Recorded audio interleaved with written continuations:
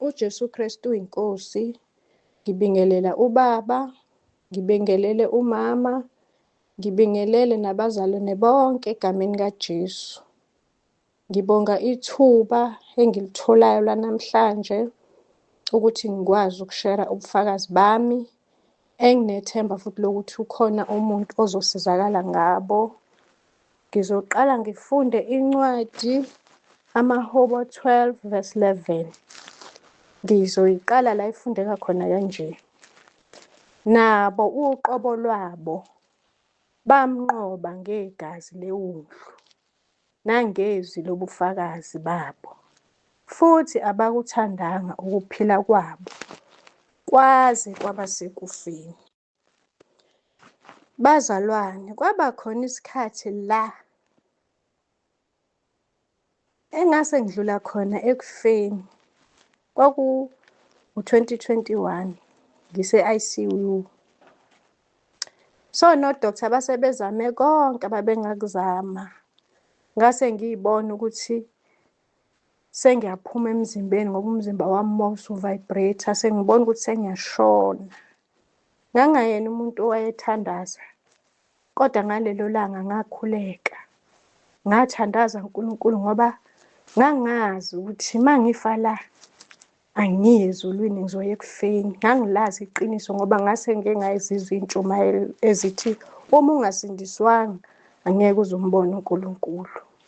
Kodwa ngalelo langa bazalwane ngathandaza, ngamcela uJesu, ngamcela ukuthi akangiphilise, futhi ngamthembisa ukuthi uma ngabe eke wangiphilisa ngizoyenza intando yakhe futhi ngizofakaza ngegama lakhe. So namhlanje ingakho ngithe-ake ngizothula ubufakazi enginethemba lokuthi kuzosizakala nabanye abadlula kulesi simo engidlule kuso. uJesu akangilandanga kalula bazalwane, ngoba benginenkani. Sesiside isikhathi engibiza uNkulunkulu, kodwa mina ngipostpone ngithi ngizobona. It's been a long time. Kodwa ngiyambonga ukuthi kulo nyaka ngikwazile Nkosi yami ukuthi nginqobe nami ngisukume ngilandele. Amen. Igama lami-ke nguMakhosazana Wakanene. Ngazalwa ngoJuni 1978 endaweni yaseFrayedi Filidi, babiza kanjalo abanye eBhekuzulu elokishini Elisha. Ekhaya kithi sasiyi-4, 2 brothers and 2 sisters. Mina I was the last born. Ubhuti wami omdala wazalele kubo kamama, wasala khona, kodwa kwakuyingane kababa wami. So ubhuti wami number 2 nosisi wami, thina-ke sabe sesiyahamba sayoqala isikole endaweni yaseNquthu okuthiwa yiseNkande, khaya kubo kababa. Sahlala nogogo ozala ubaba wami. Ngangena khona-ke mina isikole ngo-1985. So i-history yabazali bami ngangingayazi till ngize ngayizwa mase beshonile ukuthi ubaba was married before. So kwamele ukuthi kuhambe loya mama weshade nobaba ukuze kuzongena uma wami. So ugogo ozala ubaba wami azange ayithande leyo nto. So thina-ke safela izono zikamama. So ubhuti wami-ke nosisi wami-ke kwafika isikhathi lapho babengasasifuni isikole, sebedoja esikoleni. So kwakhosta ukuthi babuyele emumva bayohlala nabazali eFrayedi. Ngasala-ke mina-ke nogogo endaweni yaseNkande. Abazali bami babesebenza kahle. Umama wami wayewunesi, ubaba wami wayeyiphoyisa. Ngikhule ngingalambi, kodwa uthando labazali bami ngangalazi, especially my mother, because mina ngafika kagogo wami ngangimncane kakhulu. So umama uma efikile ngangiyibonela i-stranger nje ngoba ngangingamjwayele. Mina ngangazi omunye ugogo engamfica ehlala khona eNkande. Mabesho kuthiwa uyena owangikhulisa, kushuthi ugogo, usister kagogo wami, ngizosho kanjalo, usister kagogo wami ozala ubaba. Lo gogo loyo kusho ukuthi wathi mayeshada washona umyeni wakhe, akangabathola abantwana emshadweni wakhe. So kwakhosta ukuthi azocela kudadewabo ukuthi azohlala naye. Kahle kahle wayemncikisile usisi wakhe. So mina-ke ngikhuliswe yiloyo gogo, ngakhula ngazi ukuthi ugogo wami, ngazi ukuthi umama wami loyo gogo loyo. Umama wami bengingamazi, ngisho efikile ubefana ne-stranger empilweni yami. Noma kuthiwa nangu umama wakho, bengibaleka ngoba bengingamazi mina ukuthi umama wami. Haleluya bazalwane. Kwaba khona-ke isikhathi-ke empilweni yami lapho nganganayo vele i-uniform. Ngangigqoka ilokwe. Khona ilokwe engangiligqoka Nkosi yami, elaliwashwa ntambama njalo uma ngibuya esikoleni. Ngangiligqoka Monday to Friday. I-uniform nganginayo bazalwane. Kodwa abazali bami babesebenza. Lo gogo engithi wayefana nomama wami, uyena umuntu owayengizamela ngisho iy'mpahla zokugqoka bazalwane, ngoba ngangihlubule. Owayengizamela emasekenini mayivakashele iy'hlobo zalapha ekade eshadele khona. Uyena umuntu angiphathele emasekeni, ngikwazi nami ukuthi ngimbathe. Kuleso simo-ke ngafunda ngaze ngafika ka-grade 12, owayebizwa ngo-standard 10 ngaleso sikhathi. Sengenza-ke u-grade 12, ngangina-18 years, ngabe-ke sengiyakhula. Esezwile-ke uma wami ukuthi sengikhulelwe, wafika wazongilanda. Ngase ngimazi ngaleso sikhathi ukuthi uma wami. Akazange angithethise. Wavele wathi asipakishe iy'mpahla sihambe siyohlala eFrayedi. Sekudlulile-ke sengiyambuza ukuthi yini ndaba ma ungazange ungithethise ekubeni ngase ngilesiya simo. Wathi kwakunzima ukuthi angithethise ngoba yena akazange angikhulise. Kusho ukuthi kwamphatha kabuhlungu leyo nto, waba nokuyisola ukuthi ingane yami ize yakhulelwa ngoba mina bengiqhelile eduze kwayo. Kusho ukuthi wayisola ngaleso senzo, wahluleka ukuthi angithethise. Kwagogo-ke ngikhule kwenziwa noma ngayini ofuna ukuyenza, umthetho nje wawungekho. So ngikhule kunosisi babanye obaba-ke, obaba omncane. Babethandana namakhehla amadala, babuye nezinto ezimnandi. Khona nje lo munye wayethanda ukuthi abuye ney'nkukhu. Kusho ukuthi wayey'thandela, ngizosho njalo, wayey'thandela inyama. Aze asho athi ngeke yena ayozama ukudla ngomzimba wakhe, thina siqhamuke nje sesidla kade sizongile thina. Kwakunaleso simo esinjalo nje ukuthi wawungenza nani noma ngayini ukuze nawe ubuye na-something, ukuze ungay'tholi wena usenkingeni.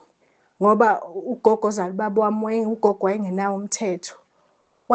Wayengathi into enhle le ababeyenza, wayenganakho ukukhuza ukuthi ku-wrong lento ababeyenza. Fast forward-ke sengihlala nabazali bami. I know I was wrong ngokuthi ngibe pregnant noma bengangikhulisanga abazali bami. Kodwa angizange ngiphile kamnandi ekhaya sengihlala nabazali bami. Ngangiphila nje njenge-refugee ekhaya.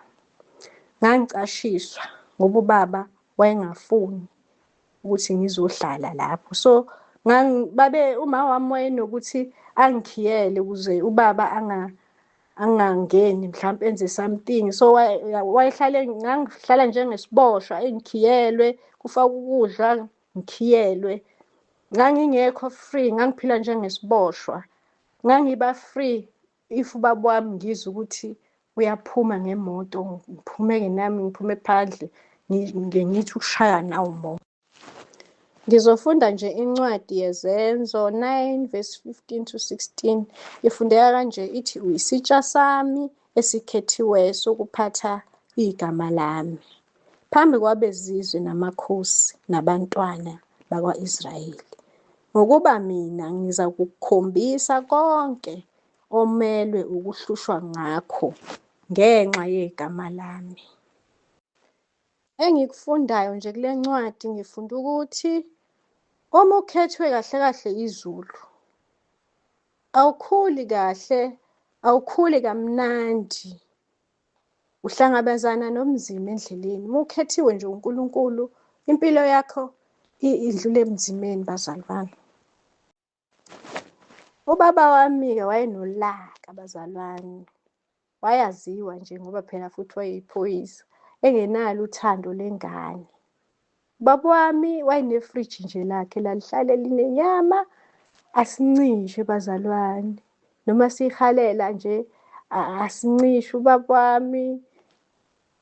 Angasenzeli lutho nje, ayikho into ayesenzela yona. Noma uthi ucela i-stationery, noma uthi ucelani, avele athi hamba uye ethuneni likababa wakhe. Asizange siku-understand-e lokho ukuthi wayechaza ukuthini, noma wayethi ngoba naye akafundanga so naye ngeke aze asenzele. Sasingayi-understand leyo nto leyo. So wayethi uma ephuma ubaba ngemoto-ke sasiyintshontsha-ke inyama yakhe, kodwa sasazi ukuthi uma sike sabanjwa sisenkingeni. Sasimzonda ubaba, indlela ayesiphatha ngayo. Nomama wayemshaya uma esephuzile, okwagcina ukuthi isimo nje sasekhaya singasesihle kahle. Even nobhuti wami omdala wayethi uma efikile naye afise nje ukuthi ubaba engathi engambamba naye ngesandla, ngoba iy'nhliziyo zethu zayihleli Nkosi yami ziphezulu ngendlela umama wami ayehlukumezeka ngayo. Kwathi ubaba eseshonile-ke ngo-2000, akekho umuntu owakhala ekhaya nje, ngoba sakhani sizizwa ukuthi sesi-free. Ubhuti wami nje lowo number 2 waphuza ngalelo langa, kanti wayengasiye umuntu ophuzayo, ethi nje uya-celebrate, etshela bonke abantu ababeyihlobo, ebatshela nje bonke ababengena bezokhala, ebatshela ukuthi ngiphumule. But mina noma nami ngangi-free bazali bami, kodwa I felt that pain ukuthi ubaba uze washona kungekho ukuzwana. Ngayibuza ukuthi why ubaba wami kade ephiliswa okwesilwane kanje. Ngaze ngabiza ifamily yami, ngambiza umama, ngababiza obhuti bami, sahlala phansi, ngabacela ngathi ngicela ubaba simxolele. Bengazenzi. Akekho umuntu ongaphiliswa okwesilwane azonda ifamily yakhe kanjena. Nami angiyazi ukuthi lento ngangiyithatha bazalwane, kodwa nje kwangifikela kimi. Ngezwa ubuhlungu ngoba vele mina ngangingasahlali ekhaya ngaleso sikhathi. Ubaba vele wayese engixoshile ukuthi ngihambe ekhaya. Ngase nje ngihlala lapho engihlala khona bazalwane, lapho engifike ngithole indawo khona ngihlala. Isimo sasesinzima ekhaya nje ngalowo mnyaka ubaba ashona ngawo. Ngaqeda u-matric wami ngo-1997, kwakunzima kakhulu. Kwakumele ukuthi ngivuke ekuseni ngoba senginengane manje, ngiqale ngiyilungiselele ingane, ngiyise la igada khona. Then-ke bese ngo-6:30-ke sengiyahamba-ke Nkosi yami ngigijime ngiyogibela ibhasi, ngoba ngangifunde eNkandi, ngisuke eFreyhead ngiye eNkandi. Ngivuke ekuseni kakhulu, ngibuye ebusuku ngo-7 kanje, ngase ngikhanye ngibuye ekhaya. Ngo-1998-ke ngase ngiyahamba ngaya e-Freiheit College ngenza i-marketing management. Ngo-2001 ngahamba ngayokwenza ngaya e-college ngayokwenza i-nursing ngo-2001. Ngangingazi-ke Nkosi yami ukuthi i-education ayiphumi kuNkulunkulu. Sikhule sazi ukuthi kumele sifunde bazalwane. Ngangingazi nami ukuthi ukufunda akuqhamuki kuNkulunkulu, kodwa uNkulunkulu ufuna sifunde okwakhe, hhayi imfundo yalelizwe bazalwane. So ufuna sifunde ngombuso wakhe nangentando yakhe. Sizwa lapha ku-Exodus 31:3, uNkulunkulu utshela uMoses ukuthi ukhethe uBezalel indodana ka-Uri, wamgcwalisa ngamandla, wamnika ama-skills, wamnika i-wisdom, wamnikeza i-knowledge.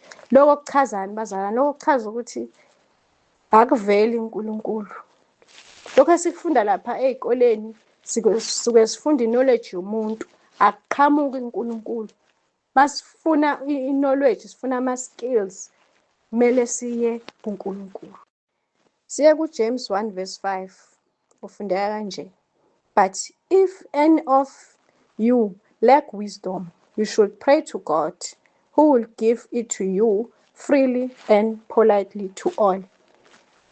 Masifuna nje ukuhlakanipha, siyakhuleka, uNkulunkulu uzosinika mahhala. Asikhokhi isenti, akufuneke ma-registration fee, akufuneki i-school fees, ukuthola nje free, mahhala.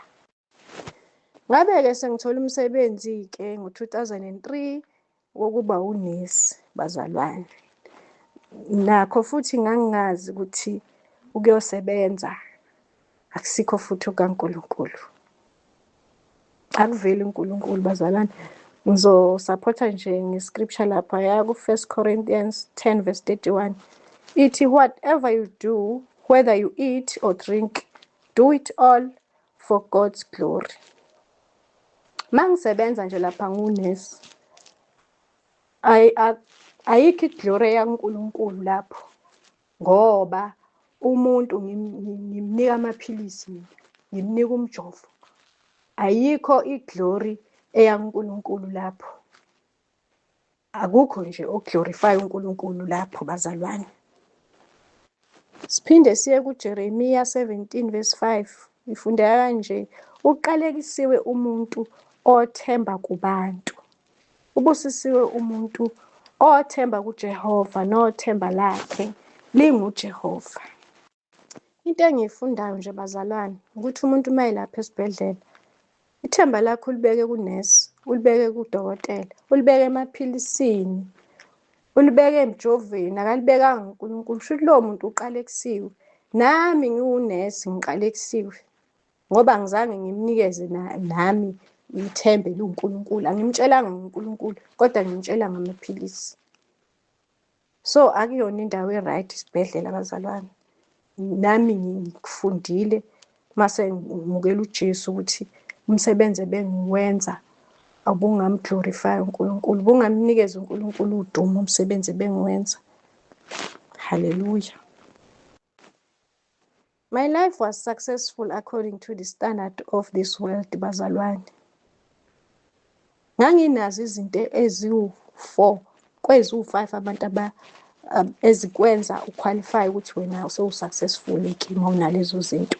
Number 1, ngangisebenza, ngangishadile, nganginomuzi, nganginemoto, ngangishoda ngabantwana. Haleluya, bazalwane. Ngangisebenza e-Department of Health, ngangishadile, nganginomuzi, nginemoto. Kodwa uSathane waseyangirobha-ke. Abantwana ngizange ngibathole emshadweni because ngadiscover ngo-2001 ukuthi sengiphila negciwane, sengi-HIV positive. Ukudlula lapho nje, bazalwane,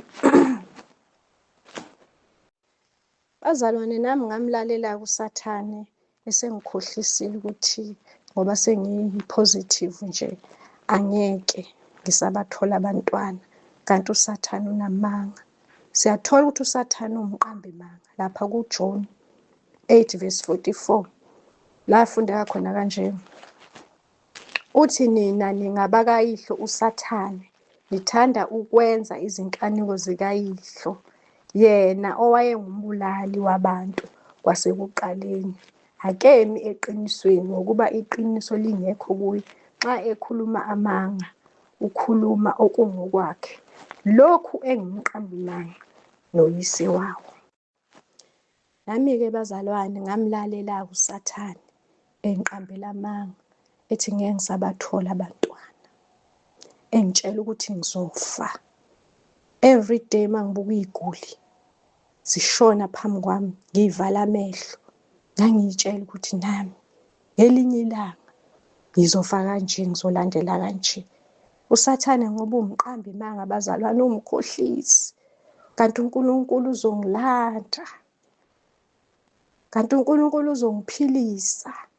Sengiyambonga uNkulunkulu namhlanje ukuthi ngiyaphila, ngoba lithi izwi ngemvimbo yakhe thina siphilisiwe.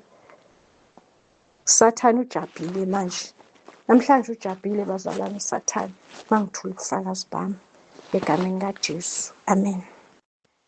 Ngikhohlwe-ke bazalwane, mhla ngithola ukuthi I'm HIV positive, the day ngitshela ukuthi senginalesi sifo, ngabona kushona kushabalala konke empilweni yami. Ngaleso sikhathi ngangikwa-training ngifunda ngezinye izimo.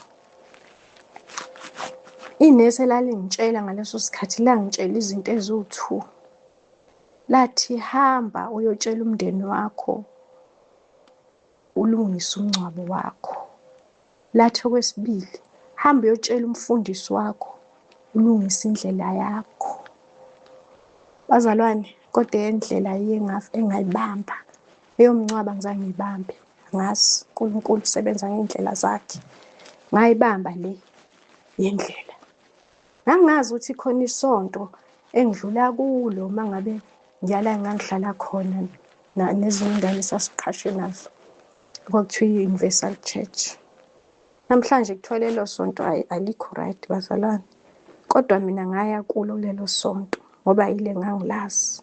Ngafike ngamtshela umfundisi, ngamxoxela sonke isitori sami, ngangikhala sengibona vele ukuthi ngiyafa. Isifo ngaleso sikhathi amaphilisi ayengakabi bikho la esikhohliswa ngawo ukuthi ayaphilisa, ayalithothobalisa igciwane, ayengakabi bikho. Vele umuntu wayesatshela ukuthi akahambe ayofela ekhaya ngaleso sikhathi. Ngahamba-ke nami ngaya kulowo mfundisi, ngafike ngamxoxela isitori sami. Ngangingalazi naneBhayibheli, ngiyakhumbula ukuthi khona ivesi alivula, angilikhumbula ukuthi lalithini, kodwa nje ngaphuma ngiphila abazalwane, ngoba wanginika ithemba, wathi usazophila, wathi impilo yakho ayiphethwe umuntu, ayiphethwe ngisho naye lelo nesi, impilo yakho iphethwe uNkulunkulu. uNkulunkulu uma ethanda wena usangaphila uze ube mdala, usangaphila more than 20 years. Ngaphuma ngiphila ngalelo langa bazalwane. Nje ngifuna ukufakaza nje ngencwadi kuNumeri 22 verse 28 la iveza ukuthi uNkulunkulu engasebenzisa ngisho nembongolo ukuhambisa umlayezo wakhe bazalwane, ngoba mina wamsebenzisa kimi lowo mfundisi lowo. Ngaqala ukwazi uNkulunkulu lapho, ngaqala ukumazi uNkulunkulu through loya mfundisi wase-Universal Church. So uNkulunkulu ngiyambonga kakhulu ukuthi uNkulunkulu angasebenzisa noma ngayini mayesefuna ukuhambisa umlayezo wakhe. Amen. Kuthe ngo-2009 ngalahlekelwa ubaba oMazibuko, my husband, wadlula emhlabeni bazalwane. Ngezwe ubuhlungu engakaze ngize ngibuzwe empilweni yami, futhi engingafiseli ngisho isitha sami. Umqondo wami wawungathi uyahamba. Ngase ngenza ngisho izinto nje engathi zasezi-strange, ngoba ngangivuka nango-12 ebusuku ngiqalaze endlini, ngicabanga ngithi kambe khona into ekuthiwa isipoko. Ngangifisa ukuthi abuye ebusuku bazalwane, abe yisipokwe. Ngithi noma engaba yisipokwe kulungile, ngingahlala naye sixoxe nje, siqhubeke nempilo. Abantu ngeke ngize ngibatshele, kuzoba imfihlo yami ngedwa. Wayenokuthi-ke uma ngabe ngingayanga emsebenzini ngamalantshi, abuye eze endlini azodla ilantshi. So uma kuthi angiyanga emsebenzini, nganginokuphuma ngiqalaze nje egeyithini ukuthi mhlampe ngizombona nje esepaka imoto eseqhamuka ezodla. Lutho kungenzeki bazalwane. Umqondo wami, Nkosi yami, wawuhamba ngoba yazi uma unganawo uNkulunkulu, usho njalo uJames 2:26 uthi the body without the spirit is dead. Ngangifana nofile ngendlela engangimthanda ngayo naye ayengithanda ngayo nje, kwase kungekho right. Kushuthi ngase ngimkhonzile, wayeseyi-idol kahle kahle kimi. Ingakho kwathi uma ngabe edlula emhlabeni ingqondo yami yaphazamiseka. So ngiqhubeke ngo-2012 nga-resign emsebenzini. Sasingekho isizathu kahle kahle engathi esangenza ngathi yini eyangixosha emsebenzini, ngoba ngangingasekho nginesinga kahle kahle, kwangasiyi-profession engangiyithanda. Ngangiyenza ngoba umama wami wayethanda ukuthi iqhubeke i-profession yakhe ayethanda. So ngase ngika-admin mina, ngase ngiyisebenzela kahle lapho ngingesenaso isipressure ne-stress somsebenzi. Kodwa ngangingasenayo i-peace. I don't know ukuthi kwakwenzakalani empilweni yami, kodwa ngangingasakufuni-ke emsebenzini. Kodwa uma ngisemsebenzini ngangi-enjoya uma ngisemsebenzini. Kodwa kwase kunale nto nje yayingenza ngingasathandi emsebenzini.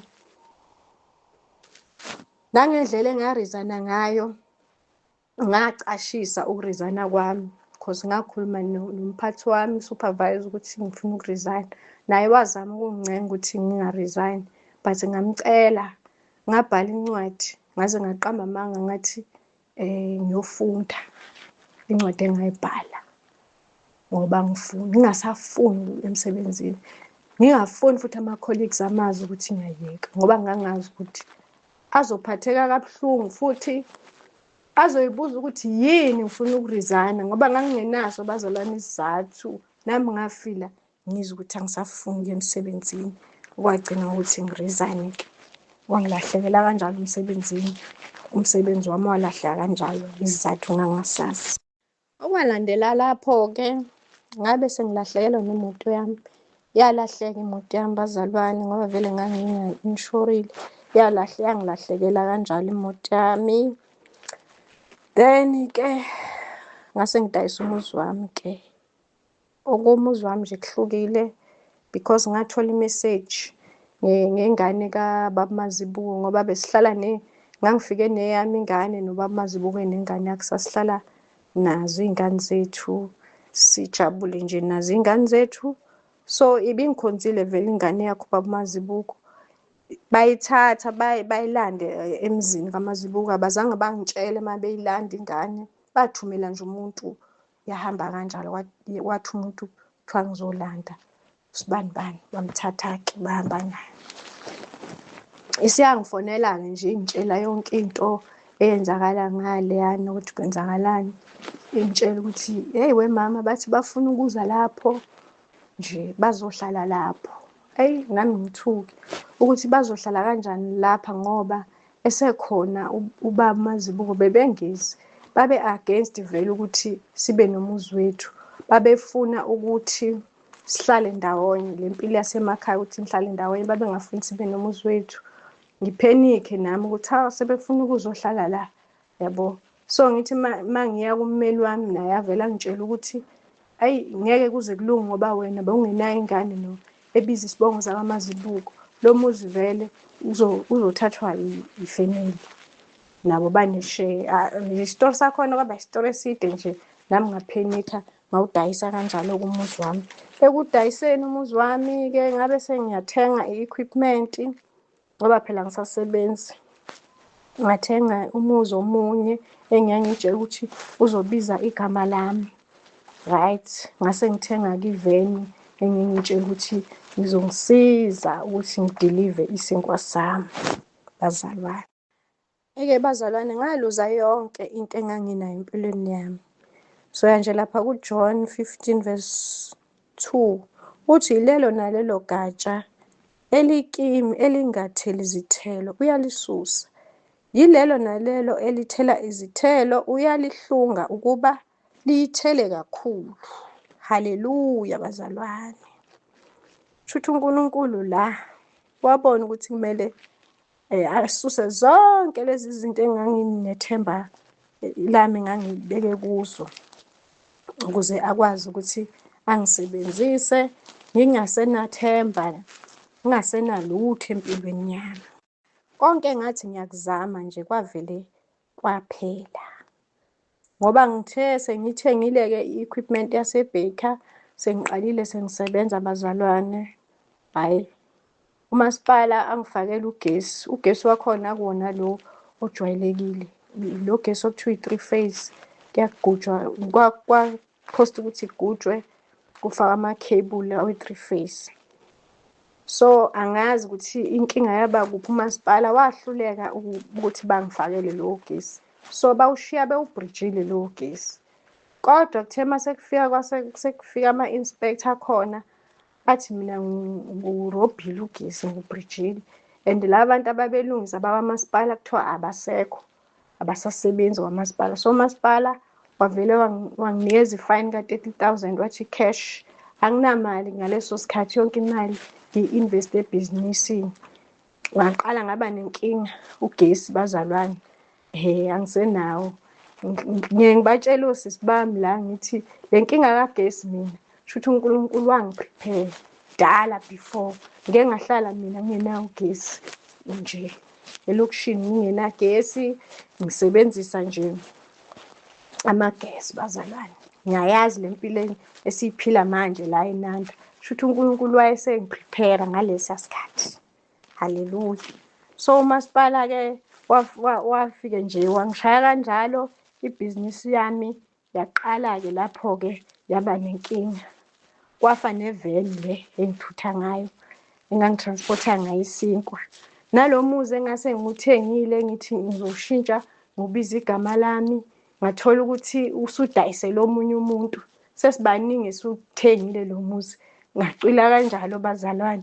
I lost everything. Haleluya. Ngizoya nje laphaya kuMatthew 6 verse 19 to 21. Ifundeka kanje bazalwane, verse 19.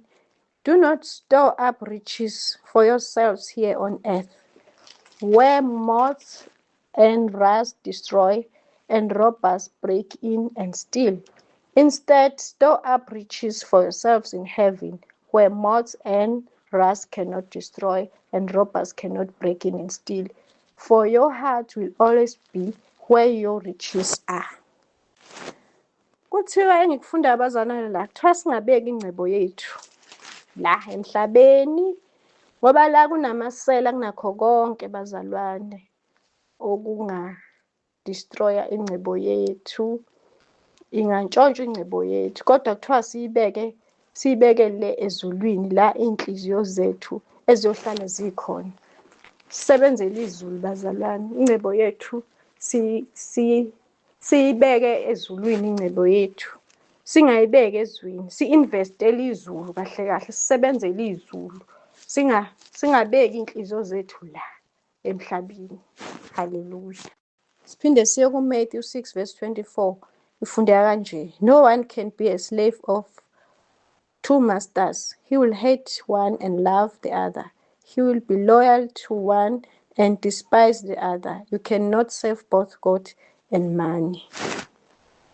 Angeke-ke kwenzeke bazalwane ukuthi useve uNkulunkulu uphinde useve imali. Ukhona oyedwa ozofeyila. Kimi nje kwase kwenzeka ngoba ngase ngilala ngo-12, ngibhaka kuze kushaya u-12 bazalwane. Idimandi yesinkwa yayinkulu kakhulu, ngangicabanga imali. Ngangizosithatha phi isikhathi sokukhuleka, sokufunda izwi?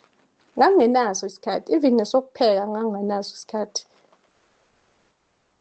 Isikhathi sami esiningi ngangicabanga ukuthi imali, ngikhande malini namhlanje, kusasa kumele ngikhande ini. Haleluya bazalwane, lisho njalo-ke izwi.